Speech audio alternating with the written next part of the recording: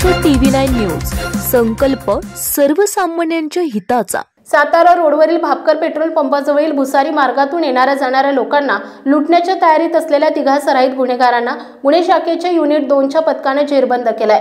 करण जाधव, रवी गायकवाड आणि जयेश गायकवाड अशी अटक केलेल्यांची नावे आहेत। इतर दोघांवर गुन्हा दाखल केलाय। अमित चव्हाण आणि संतोष जाधव यांच्यावर गुन्हा दाखल केलाय। याबाबत पोलीस अंमलदार निखिल जाधव यांनी पर्वती पोलीस ठाण्यात फिर्याद दिली आहे। युनिट 2चे पथक 25 ऑगस्ट रोजी सायंकाळी पेट्रोलिंग करत असताना 5 जण स्वारगेट ते कात्रज या बस मार्गावरील भापकर पेट्रोल पंपाजवळील भुयारी मार्गातून येणाऱ्या जाणाऱ्या लोकांना लुटण्याच्या तयारीत असल्याची माहिती पोलीस अंमलदार शंकर नेवसे यांना मिळाली। मिळालेल्या माहितीनुसार पोलिसांनी तेथे जाऊन पाहणी केली तेव्हा BRT PMP बस थांबाजवळ कोपऱ्यात 5 जण थांबून आपसात चर्चा करत असल्याचं पोलिसांना दिसून आलं। पोलिसांनी विभागून येऊन एकत्र छापा टाकला तेव्हा पोलिसांनी तिघांना पकडलंय।